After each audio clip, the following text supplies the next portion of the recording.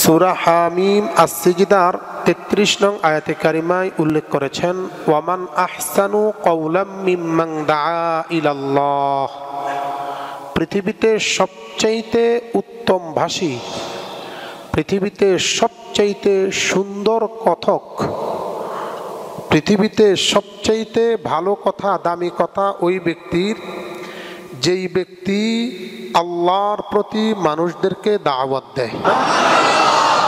তার মানে আমি দাওয়াত দিচ্ছি, আমার কথাটা পৃথিবীতে সবচাইতে দামি কথা। কে বলছেন? আবার সূরা নাহলের 155 নং আয়াতে কারিমায় আল্লাহ রাব্বুল আলামিন বলছেন, উদউ ইলা সাবিলি রাব্বিকা বিল হিকমাতি ওয়াল মাউইযাতিল হাসানা।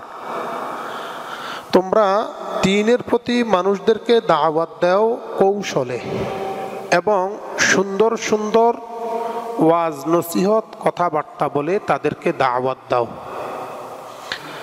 আমি আর আপনি যদি আজ থেকে মসজিদে আসবার জন্য কাউকে দাওয়াত দেই, তাহলে আমার এই দাওয়াতটা পৃথিবীর সবচেয়ে দামি বস্তু। আমি আর আপনি যদি আজ থেকে লোকদেরকে দ্বীনের যেই কোনো কাজের প্রতি উদ্বুদ্ধ করি, তাহলে আমার এই কথাটা পৃথিবীর সবচাইতে দামি কথা। বলছেন কে? দাওয়াত দিতে গেলে কখনো বা হেনস্থা হতে হবে, কখনো বা গালিগুলাজ শুনতে হবে, কখনো বা বিভিন্ন ধরনের বিপদ আপদে পড়তে হবে।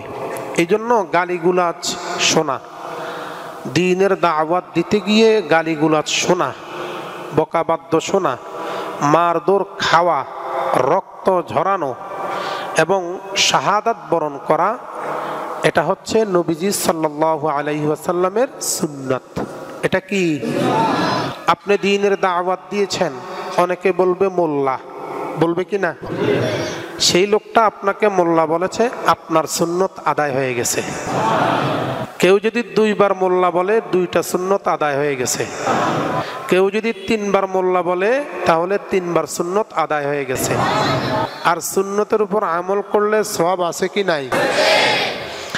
কেউ আপনাকে কাঠ মোল্লা বলল দ্বীনের দাওয়াত দিতে গিয়ে, কেউ আপনাকে জঙ্গিবাদ বলল, কেউ আপনাকে মৌলবাদ বলল, কেউ বা আপনার মা বাবা তুলে গালিগুলাজ করলো, এই সব কিছু সুন্নত হিসাবে পালিত হয়ে যাবে। কাল কিয়ামত দিবসে আল্লাহ রাব্বুল আলামিন এই লোকগুলা যে আপনাকে গালিগুলাজ করেছে, বিভিন্ন ধরনের কথাবার্তা বলেছে, এটাকে আল্লাহ রাব্বুল আলামিন নেক হিসাবে মিজানের পাল্লার মধ্যে উঠায়া দিবেন।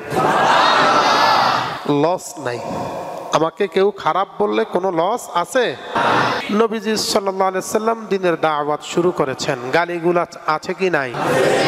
নবীজি সাল্লাল্লাহু আলাইহি ওয়াসাল্লাম লোকদেরকে দ্বীনের প্রতি আহ্বান করেছেন, মারধর আছে কি নাই? আছে। আল্লাহ আমাদেরকে তৌফিক দান করুন।